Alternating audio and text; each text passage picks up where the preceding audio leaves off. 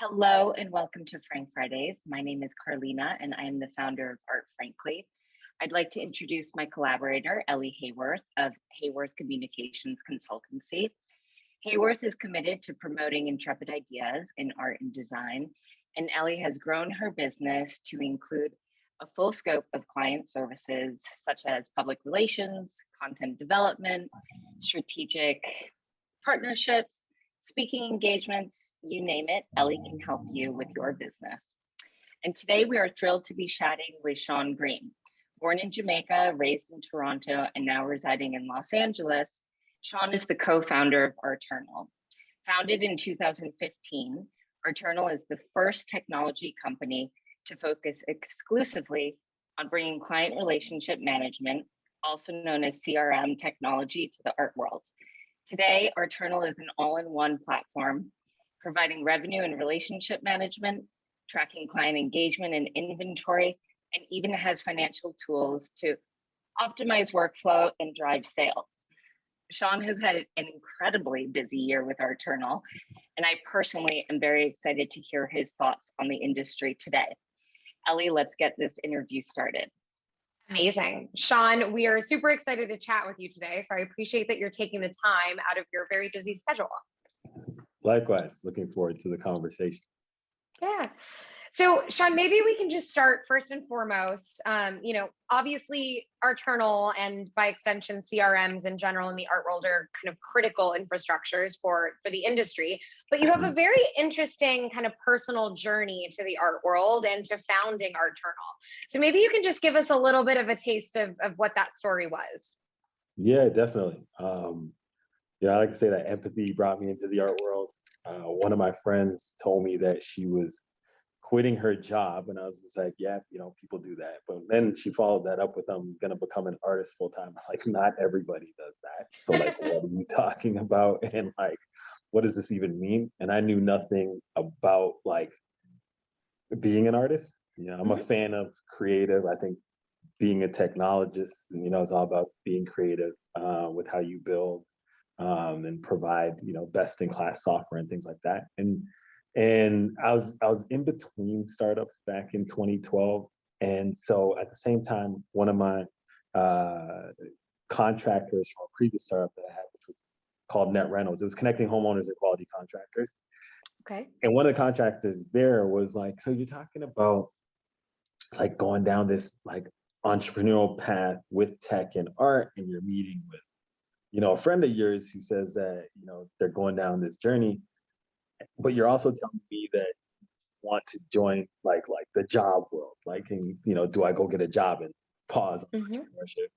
He's like, well, let me tell you the story. Like, my dad, he goes, was an artist. He's like, he succumbed to, a drug overdose. And he's like, that's my connection to the art world.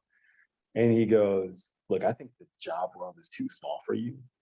So here's $12K. It's like some disposable that I can use to start and leverage this to be able to, continue your path as an entrepreneur. He's an angel investor. Yeah. He was my first angel investor. That's amazing. Yeah. I didn't even know what angel investing was actually at that particular time, which was a whole conversation on its own, but yeah. I love that. And as a technologist, so as you're stepping into the art world, how did you come to identify the need? Like, why a CRM? How did ARTERNAL kind of get born? Yeah, it's a good cue. So 2 pivots and 3 name changes later were ARTERNAL. Typical, tech startup story. Yeah, exactly. And we, like I said, began focusing on the artist. That didn't work. From 2013 to 2015, we were focused on the collector, and during that period, got accepted into the New Museums Incubator Program in New York, Bowery and Prince, and in New Ink. We learned a lot as we were iterating on what was Art Local, which is connecting collectors, art advisors, et cetera, to galleries. We learned a lot about how people want to interact, with the art scene around them.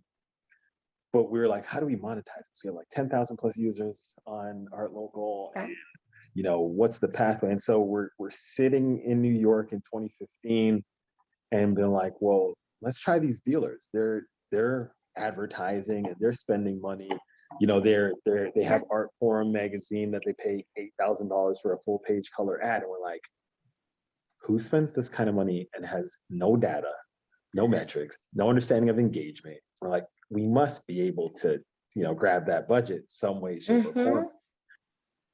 So little did we know that dealers don't really care about their door, right?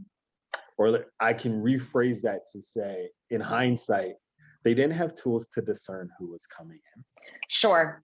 So if you can't really understand your audience, you're just gonna kind of like step away from that channel. And that's what they've really done, right? And so we're like, but how are you collecting this information and storing it? Because you have to like, and how are you meeting people? And they're like, well, we travel the globe, we go to these international art fairs. It was very high touch. Very high touch. You know, we're doing our exhibitions and we curate the people who come in and buy, et cetera. So I was just like, so what are these doors doing here for? And they're like, that's a good question. But we ended up getting to a place where I was just like, what are the tools that you're using? And they're like, you know, our Moleskin, our memories. And I'm like, that's an M&M for disaster. And spreadsheets and things like that. And the only form of tech that they were really using is their cell phone and inventory management. You know, maybe, you know, Google Sheets here or there. And I was just like, the most important part of where your revenue is driven from, you're not organizing and coalescing that information where it can be leveraged across your team. And I said, well, like, you must have a CRM somewhere. And they're like, what's that? I was just like, what do you mean, what's that? And by the way, I mean, I remember this from the days of being an intern in the galleries. I mean, we were like, you know, kind of creating infrastructures out of programs that were not meant to be CRMs. And we were I mean, it was like all this back end work that we were doing. It's really, I think it was a critical need. Yeah. And so one, we had to educate, and two, we had to sell into these organizations, and we had to learn like their processes, what they did, how they worked. And for us, once we were able to understand how the sales assistant and sales director relationship manifested into a sale, then we were able to see how we could build tools. And our claim to fame that like put us on the right path was bespoke emailing at scale. Because if you talk to any salesperson, they're like, you have to have these highly personalized touch points in your email that relate to your client. And foolishly, I was just like, well, can't you use MailChimp? Like, why are you're sending out 100 plus emails and you're writing them all one by one and have cascading compose boxes across your desktop and changing the name. And I'm like, don't you ever make a mistake and put the wrong person's name? They're like, oh, it's a disaster. Yeah. I was just gonna say. Yep. Like, so like, who's optimized this for you? And they're like, what do you mean optimized? Like, what do you mean? What do I mean optimized? Like what your desktop looks like. And we ended up in like 6 to 8 week period before like Labor Day of 2016, because it took us like a year to build and like rinse and repeat, fail, rinse and repeat. And by the time, you know, I was living in LA at that particular time, and I said to a gallery, I was just like, hey, use this for your upcoming show and let us see like how you're able to prepare for this exhibition by leveraging we didn't even have a name for it. We're just like, just use it. We'll call it ARTERNAL. And what typically took them 3 days to get out their offers and previews and personalize took them 3 hours. And that was the wedge in for ARTERNAL. So we were a tiny product back in 2016. And now we're a pretty large product. That's really incredible. And it's something, as someone who has matriculated through the system in the art world, I can feel it, you know, it's a palpable need that I'm very glad to hear you guys resolved and continue to resolve. For sure. Sean, I feel like a critical part of what you're doing, and, you know, maybe the start of ARTERNAL, you mentioned education, and I think, you know, it was a relationship game. I'm curious to hear for you, you know, we started this conversation even before we clicked record today, and I was saying that everybody who works with you just has this like glowing review of you and of ARTERNAL and your team. And Yeah. I'm curious for you, what is the most rewarding part of your role right now in the art world? Yeah, seeing the transformation and the relationship that the art world has to tech today. Yeah. When you're building for a while and you're getting there, but like the doctrine that you're preaching is being received by some, but not Right. by the But not masses. all. When a pandemic hits, and a market crashes, like we wanted the market to crash just because people think about their businesses in a more constructive light. It's a reevaluation. Exactly. You have to rethink your processes and things like that when you've got to be conservative with your budgets and how you execute. So we're like, that will help. But like when you couple a market crash with a pandemic, then it's like what the heck's going on here? It's a raising of the field. Exactly. So now you have these like distributed teams that typically work with on-prem solutions, need the cloud, need mobile, need to be able to interact and have communication lines, which typically you can look to the left or right and chat to somebody. Now you're like, okay, I've got to figure out how to remain connected with my distributed team and not miss a beat. And if you don't have things that have automations and different workflows and people can be up to speed across the different touch points in your business, it can wreak havoc. And so seeing the mental shift and now the newfound attachment, which we call it's a click and mortar experience, right? It's no longer it's a click and mortar experience. I love that. Can I coin that? I love it. Sure, you can leverage it. It's a good one. But it is, and you're absolutely right. I don't think that the digital infrastructure that we've set in place over the past, 12 to 16 months is going anywhere. Yeah, exactly. I think they say it takes 21 days to form a habit. And there's been a heck ton of 21 days in this pandemic. Yeah, we're on the 21-day feedback loop right now, like the vortex. Right. So that's how that's one of the things that I've appreciated. And we've built a lot of, we've built a lot of relationships over time when we were trying to figure out, where we need to go. And one of the things that we realize now, or that I realize, going through this process is, even when you're not sure if you're going to make it, and you're struggling to kind of get by and build tools or whatever you're doing, build the strongest relationships that you can over that period. And if you build the strongest relationships possible, I guess it's no coincidence that we have a CRM and inventory management solution, but if you do that, there'll be this intersection point where your hard work, hustle, and those relationships match your product or whatever it is. And the zeitgeist is all in your direction. And that's where we find ourselves with ARTERNAL today. I love that. It's really exciting to hear. And I mean, you've certainly been busy across the board over the past 16 months, but I think, one of the things that we were talking about being a critical milestone that is forthcoming or will be forthcoming, I think by the time this airs, it may be live and ready, but you've been working a lot with really kind of securing digital infrastructures. And, we were talking about the regulations and the anti-money laundering and the know your client regulations. So just tell us a little bit about what has your attention captured right now. Yeah, definitely. One of the things that has our attention, our resources, our engineering is the financial aspects of how these galleries are run. And then being able to understand, their cash flows, their budgets better, what's happening, with their sales and logistics and things like that underneath the hood. And from a financial standpoint, they don't have data around their finances. What's going in, what's going out? How do I know this in real time? Right.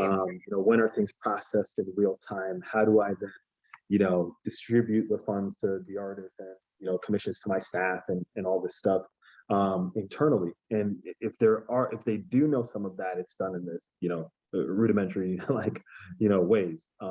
And so our focus has been, how do we help people automate some of what they need to do?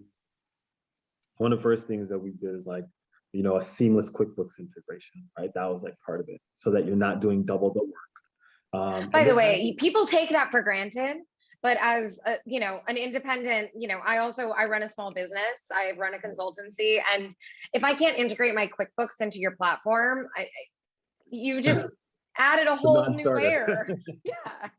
Yeah, totally. And so, we saw a hole in the market where like, some products had some integrations, but it wasn't like seamless, like one click done. And so that's what we built. That's amazing. A lot of hard work my engineers did underneath the hood, but it presents itself as super simple from you and the user perspective. That way you're not doing double the work and re-entries and creating 2 invoices, just one in QuickBooks, one in your own system. So that's been really cool, and deploying that, it's been great. The next phase is like processing payments, and the way how people process payments today is through the major banks. So your Wells Fargo, Deutsche Bank, Bank of America, these are the payment process, because 75-80% plus of transactions are done via wire. So you're not really facilitating payments if you're not a bank. And so what we've done is we've integrated with a bank, and we'll be the first company, frankly exclusive, to process a wire. You heard it here first, guys. In the space. So we anticipate processing a wire in another month or so, which is really cool. Going to be, it's going to be super exciting. Coupled with that is, if you're going to be processing wires too, there is, nefarious activity that pokes its head in different worlds, not only the art world. And so anti-money laundering and KYC, know your client, is a major conversation today. One, because the UK has activated it through their regulators, and they need to be on top of the private, confidential information that clients need to give up in order for you to sell to them. And dealers right now today, for the most part, do not have ways to securely store this type of information. That makes sense. And that, is cause for pause. And for us, we're like, well, this is important as we process or facilitate the wire. Let's ensure that we build this infrastructure internally. And what we've been able to do is design a whole process around KYCs, know your clients, and anti-money laundering that we can productize, and it doesn't disrupt your sales workflow. Because who wants to be cheersing champagne and be like, hey, can you send me your like selfie of, and then also your passport? And you're like nobody, it disrupts. It's an icky, I understand. And even back in the day, I think in the art world, it was like, now we're getting to the point where contracts are a thing, but it's always been kind of a handshake business. So creating a seamless way where you're not scaring folks about handing you the sensitive info. Right. And so we're providing the ability for them to provide this like soft landing handoff where you'll be taken care of over here with your whole process, and providing that white glove service is what we're doing, so that it keeps the galleries away from that exercise, and also protects the information as the high net worth individual or buyer would like it to be. And so we're pretty excited about deploying this alongside our payments infrastructure. And then Wayfair and tax regulation is something that's important. Like, where are you shipping, and tracking your Wayfair obligations is something that we've automated as well. So that as you're trying to figure out, you don't have to figure out Wayfair. As long as you're invoicing with us, we'll track, we'll help you understand, the transactions that you've done in each state in real time, so that which states you've gone above their transaction value and where you have to register. And we do that and provide notifications and everything underneath the hood. So that's amazing. That's amazing. Well, we're definitely sold on ARTERNAL. So I think you guys have thought it all. No, it's very impressive, and it's exciting to see the growth that you guys are experiencing. But thanks. Sean, let's chat personal too. I'm curious to hear, it's been a challenging year, and I think you are a digital native, so I'm not concerned that you haven't been able to stay connected, but just how have you been staying connected with the arts community over the past year or so? Yeah. The first thing that really comes to mind is probably Clubhouse, is how I've been connected. We have a talk that we do every other Saturday called Step into the Art World. And Okay. I'm making a note of this. Yes, exactly. Step into the art world. If you search it, if you just type Step, we're the first club, and we think we have like 30,000 plus followers. Wow. Okay. So we're pretty. That's kept us, really tight. And my co-host in there is a lady by the name of Heidi Zuckerman. She's. Oh, I know Heidi very well. Yeah, so she's my co-host. She spent like 13 years at the Aspen Art Museum, and now she is the CEO of the Orange County Museum of Art. And we just teamed up. I was like, hey, this is an interesting medium. There's no spontaneous combustion of like in-person activity, and this market trades on information, right? So we're like Clubhouse just seemed like an interesting medium, and I was I was thinking of doing some other creative things that the pandemic kind of shut down, and this was the creative outlet that we figured could keep me tapped into like what's happening. It's allowed me to engage deeper with the relationships that I've developed over time. We just spoke with Hank Willis Thomas, who's been a friend of mine for years, and like just really had like a frank, like he was asking us conversations, and I was just like, oh, this is dope. It just became this like conversation, and we're getting to know people deeper who we've been friends with. So it's been, it's this thing over the pandemic where like you can build these digital meta relationships that will become even deeper in person once we're all back in the wild. I love that. All right. Well, we'll definitely have to tune in, and we'll make sure that we make note of this Clubhouse talk that you guys do. Yeah, no, that sounds really amazing. So that's a very tangible way for us to stay connected with you guys. I love it. Definitely. Sean, so I always ask the question, are you a collector in your own right? And I see you have some great work behind you. So I feel like the question presupposes itself, but tell us a little bit about your collection. Yeah. It varies. It's got a couple pieces in there. This is a Steve Miller, who's actually my co-founder. Amazing. That's behind me. This is a David Maxwell. He's one of our investors and a collector, and he creates these objects that are Murakami-esque. And there's an artist named David Leggett that has these drawings that I got from various small fires. Who's a client of ARTERNAL, but yeah, great gallery. And he's got this like comedic bone and this like interesting, dry, like culture focused humor. Yeah. That when I saw the work, I was like, oh my gosh, it resonated. Yeah, and there's a piece that I just got. Chantel Martin. Chantel Martin, we're actually bringing up, she's going to be a talk in Clubhouse actually in a few weeks. She's so good. She's amazing. Chantel, oh my gosh, I'm forgetting her last name. It's all right. We won't quote you on it. Yes, but yeah, she's a Jamaican background, like painter, like just love the work. So yeah, that's like a snapshot. Amazing. I love that. I love to hear about people's collections. I collect as well. And I think to the point you made, I always talk about my collecting practice as like a gut punch reaction. It's like an artwork that you see that you truly cannot walk away from because it makes such an impression. Yeah. And if someone else were to have it, I wouldn't be able to sleep at night. So that's when I know it has to come home. Exactly. I love it. So Sean, what is one thing that you do every day in your professional life that you feel like keeps you on your A game? On my A game. Okay. So then it would definitely be my prayer and meditation, actually. Like, and getting wet, which I call my showers. I like gotta get wet. Like, sometimes it's a combination of like both. Because I'm like, my wife's like, you take the longest showers on the planet. You're like, no, this is the only place I can just think or it's not think of like solid, like solitude, and like, because once I get out, like the day is like never ending. Yeah.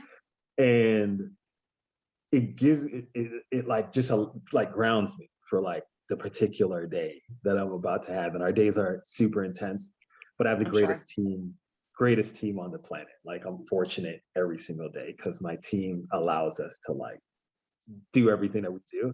And this particular part of my day just allows me to reset and then go after it, because we go hard. We have fun, but we go hard. And so it. that allows me to keep my A game high. I love it. No, and I wonder, I mean, I think when I asked this question, maybe in a past life, we would be expecting more professional practice responses. And I think every single person, with the exception of a handful of individuals, we've all started prioritizing a response that has to do with what keeps us alive and enthusiastic and energized behind our day-to-day jobs. Yeah. And I'm wondering if it's a positive externality of all of the ridiculousness that we've just, as a society, been through in the past year. Yeah. I mean, we've prioritizing ourselves. Yeah, we've been through a lot. Black people have been through a lot over the course of the last year, which has been super tough. I mean, doesn't matter what happens, we're still being shot and killed. And that's a whole conversation that's heavy and weighted. And that we're still expected to go into Zoom the next day and have smiles on our faces and, and not have to deal with it. So with all this stuff, we need to take moments for ourselves and realize where we are, what our purpose is, what we're doing, and then how to make the next day better than the one before. Yeah. No, I mean, I not only do I empathize with that and completely relate to that, but I also feel like, I totally respect it. Like we've got to prioritize ourselves. Definitely. So I appreciate that. Sean, we end these interviews with one consistent question, and it is, if there is one positive takeaway that we can pull out of all of this, that we've experienced, what do you hope people take away from the past 16 months as we move forward?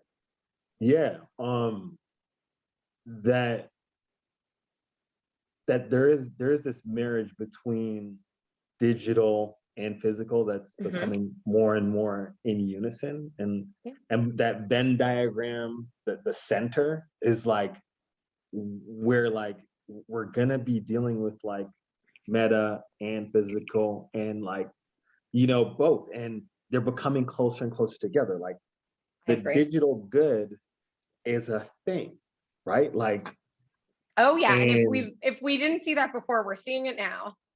Incredibly seeing it now. When you look at the NFT environment, and the conversations around that, it's a whole tornado in and of itself as activity. But if you pay attention, right, like artist rights are being discussed and talked about, right? Like how you can repatriate them in ways that's never happened before. Yeah. It's expanding our dialogue and our conversation. And, I feel like the digital good is just going to continue to have presence in what we do. And, for me, that's a positive element, because it's just going to provide more ways that we can actually engage and monetize and create well-beings for others who felt disenfranchised and things like that. So, and then just for us, as a tech company at the intersection of art, it's super positive to see the mind shift and the way how people are thinking about engaging and doing business. Yeah. No, I'm in complete agreement. We'll have to have a side conversation because I feel like we have a lot to talk about, but this really has been very special. And I think, I don't know, you're very inspiring, Sean. And I hope that I have the opportunity to work with you in ARTERNAL at some point. Definitely. No, appreciate it. I'm glad to be a part of this. Karline and I, we've known each other for years, and love watching what you're both doing, and Ellie, participating in this conversation. It's always illuminating. You learn more things about yourself because you never take time to kind of like think about these questions. And so thanks for holding a mirror up to myself and allowing me to like, reveal, things that have been happening and what's been going on. This very rewarding. So I do appreciate the time. Likewise.